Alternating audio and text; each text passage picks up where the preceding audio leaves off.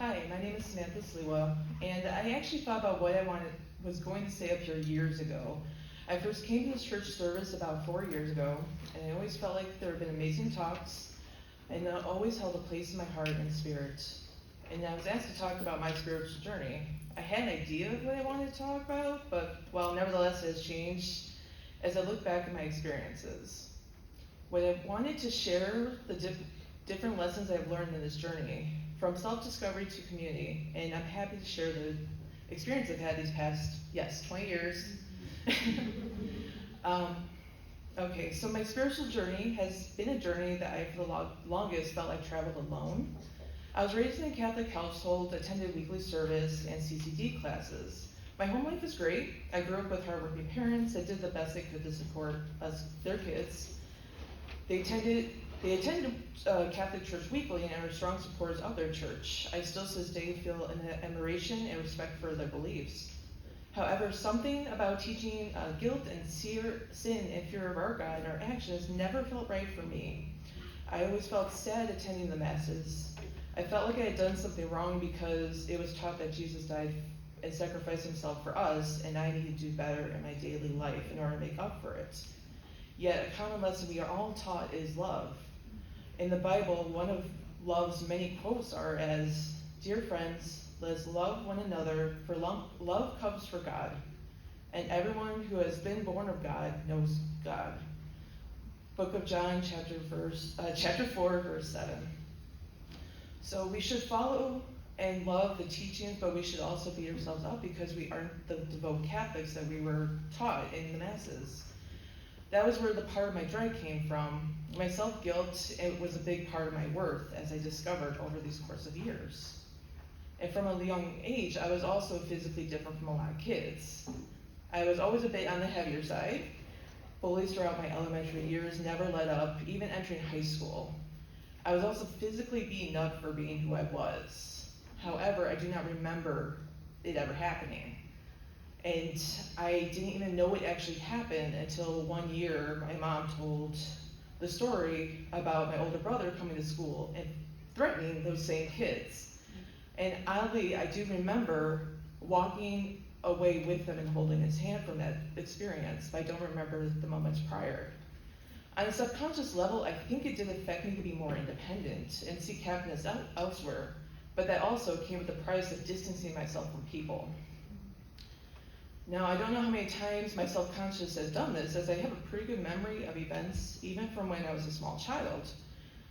And actually, one of the biggest memory or event that's happened a couple weeks before my 11th birthday.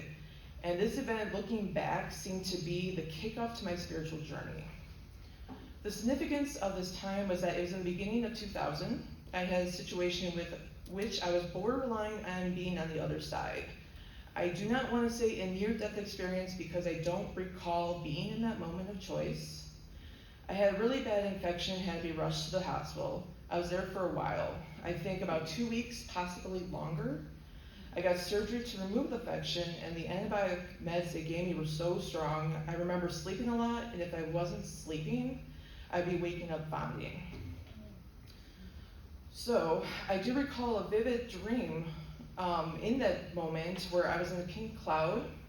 It had features of Greek atrium or a courtroom, being in the very top of that courtroom, and I saw next to me that resembled a human figure with a white glow and iridescent swirling patterns. And I remember looking down, waiting to see the person at the bottom. They were sitting at a desk like a judge would. I wondered for years what that meant. And in the hospital, also significant thing that took place, there was a nurse that looked like my grandmother who had passed years earlier. And there were moments, no joke, I kind of wondered if she was there just taking on the other side. But even after I asked my family, they confirmed they saw her, I knew that she was physically there. It's uncanny how much she looked like her, believe me. It was a great sense of relief. And I believe this was a turning point and maybe awakening to being more open. I remember thinking about angels during this time, and while I stayed there for weeks to heal, I went home on my 11th birthday. So since that time, I wanted to learn everything, reading shamanism, angels, astrology, herbology, dragons, and other mythical beasts, and pretty much anything else I could find to fuel my passion for more understanding. This knowledge would be the inspiration for a lot of my artwork. I loved to draw ever since I was about 3 years old. And at that time, I drew a lot of animals, because animals were always a strong inspiration for me. And I taught myself how to draw by seeing images and copying onto paper. But my newfound evolution took my interest into drawing primarily dragons or other beings that would be considered myth or religion. Unicorns, griffins, and even angels too. So a lot of those drawings or inspirations are in my notebooks, sketchbooks, that if you ever page through, you can see them. And now I use it as a type of meditation. So I get lost in the moment of drawing or painting. I can spend hours just in that moment. I usually don't have plans to create what I do, but it becomes something beyond a blank canvas. I would keep most of this journey to myself. I had shared some occasional knowledge with a small group of friends. I've always had a very strong, supportive group of friends. Even to this day, some would come out to join me at various services. And nevertheless, it was still hard to explain what you only learn, only to find their eyes glass over sometimes when you're trying to explain what you're interested in and what you believe. Although, interestingly enough, around the age 13, one of my friends actually introduced me to the idea of reincarnation. And she fueled that imagery into my newfound passion, and this book that she gave me was called Many Lives, Many Masters by Dr. Brian Weiss. It's about a psychiatrist who would do hypnosis but never before experienced how he became immersed in this knowledge of past lives through a patient who agreed to have her sessions in the book. And this became my interest in past lives and what past lives I could have had. And I highly recommend you get this book and read it because it's a very great book. And these lessons in past lives I would not have learned until a 4-day session class I took this past year. Another strong interest I've had since my elementary days was healing. The ability to use your hands and energy as a way to help people was for the longest time I thought only existed in movies. I hadn't learned about Reiki until my college years working at a New Age shop, which in some ways was actually my dream job. It not only gave me the freedom to dive further into anything and everything to do with spiritual arts and to be creative. At this time, my boss at this time actually allowed me to paint an astrology wheel on the side of her building, as well as she got me immersed into the crystals and learning about all the properties that crystals have in healing. I was able to find also some like-minded people at the time, and I was grateful for learning all I did. The strongest interest came from mostly the crystals, but then hearing the experience of other people that would come into the building and how they needed help as well. It was at this point I bonded with my boss and others while I was there. I even had the most vivid dreams at the time of shape-shifting as a protector, so it was really cool. But I noticed a strong indication that with her ego was taking over. And while the store became a place that I still felt was healing, she herself became more immersed in her ego and more focused on herself and her needs. So I wished them all the best and said goodbye. After I was growing into my spiritual journey, and while everyone that I've met has taught me lessons, sometimes you graduate and lead people to better yourself. And that is how I felt my journey was going. I spent the next few years focusing more on my desires for education, working, and relationships. This was in 2014. I had been at a job and met someone there, and we started dating. Our relationship progressed into long-term, and is one of those relationships you think opposites attract. We dated in secret at work. because we didn't want to cause unnecessary friction, and it was working all right.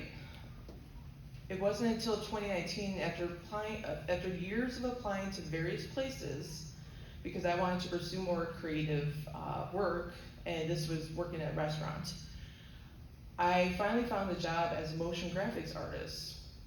I was happy for 3 reasons. One is that my partner and I could have a better work schedule.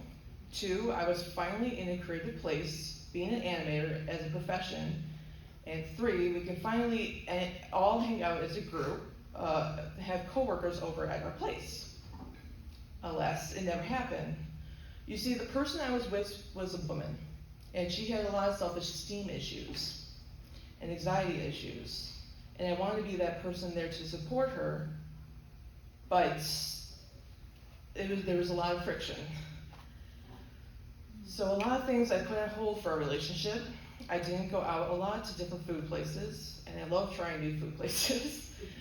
I always loved trying new things. I never went on a long vacation, and we never went on a long vacation together, though we planned it. But she would always go out with her father family vacation at least once a year. And I was constantly asked when I would be home, when I was out late with my friends during the trivia nights. It was becoming too toxic to be constantly asked, and one of the reasons were, I want you home because I can't sleep without you here. So promises were made, but nothing ever did or will come to full fruition. Then I had the opportunity to do spiritual classes. My mom and I attended once a week for 10 weeks, and it was then I learned things that I only learned through books and experiences. The place I remembered about being in a pink cloud waiting, sign a new life contract, back in the hospital 20 years prior, karma, energy work, and all that I've been learning about started to piece together in my mind. That whole experience, that dream was that I was waiting to sign a new life contract. At least that's what I concluded in my mind and in spirit. And the nurse that looked like my grandmother, definitely not a coincidence. In fact, she was one of the first guys that came into my meditations. And I realized that I am a spiritualist, and finally in a full room of like-minded people. And after those 10 weeks were up, I wanted to continue. However, the partner I had would make me feel guilty coming home so late, or completely turn out anything I told her about the class. Also, the fear of the pandemic wasn't over. I was constantly badgered about safety, and I was crushed. So I didn't go, but I attended the church around the same time, and everything I felt and knew to be true was present in the moment the very first day. I finally found that sense of enlightenment that I had been searching for. And although I couldn't continue in class, I was able to volunteer my time as a Reiki master to be part of the healing tunnel. Well, it was more of a healing room at that time. I enjoyed those Sundays. I always felt enlightened. Nevertheless, I also had to hide I was going to church service from my unsupported partner at the time. I felt guilty for it, but being in that moment of finally finding that community of people you're searching for, I had to do what I had to. The verse from the Bible really resonated with me. Now the full number of those who believed were one heart and soul, and no one said that any of the things that belonged to him was his own, but they had everything in common. Book of Romans chapter 14, verse 1. So, my partner and I were together for a few more years, until 2022. At our 7th year of a relationship, we agreed to get married. I wanted to invite old coworkers because that's where we met. And it seemed like the best thing to do because a lot of these people I've known since I first started that job in 2011. And mind you, we had not had our coworkers over, so they still did not know about us at this time. So after I kept asking, we finally got into argument and I got mad. And when I got that mad, I spoke the absolute truth that came out from Spirit through me. She had so little love for herself that she was constantly assumed to be gay her whole life, and that when it came out to being with me, she could never accept herself as being gay, and therefore, she could never fully love and accept me. And not only was this happening, she was actually secretly having a crush on a new female coworker, and finally came out to tell me she was cheating on me. This was 3 months before our wedding, and I left. I never looked back. Being hurt and angry took over my emotions, but the timing ended up being perfect.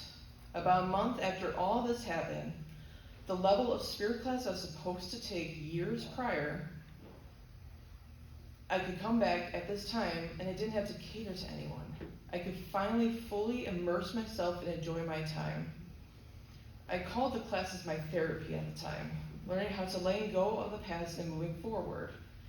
One of the classes was about forgiveness and finally letting go of anger, and it happened to fall on the day I was supposed to get married. It all seemed very poetic how it all came together, but as you know, things happen for a reason. It was hard at first, but now I accept that if I dwell on all the past issues, I can never move forward and be happy. And as I progress in my daily life, I felt so much lighter. I found my tribe of classmates, and I love them as my spiritual family. I can't express how much love and how much my life has changed for the better in just 2 years. I'm the happiest I've ever been. I live life being honest, grateful for everything. The lessons I learned as I move forward, I face not in fear. And I found a wonderful partner who, we are definitely 2 peas in the pod, or maybe 2 paints in the palette. I love to volunteer to be a Reiki healer in the tunnel with full attention to help others, and I really hope I do help others when I do. I speak my truth, and I want to take a moment to thank everyone in this room. Thank you for being here as part of the Healing Life family, and thank you for being a wonderful community. And also, I will not ever give up on any of you, which is why I chose that song for the first opening. So thank you.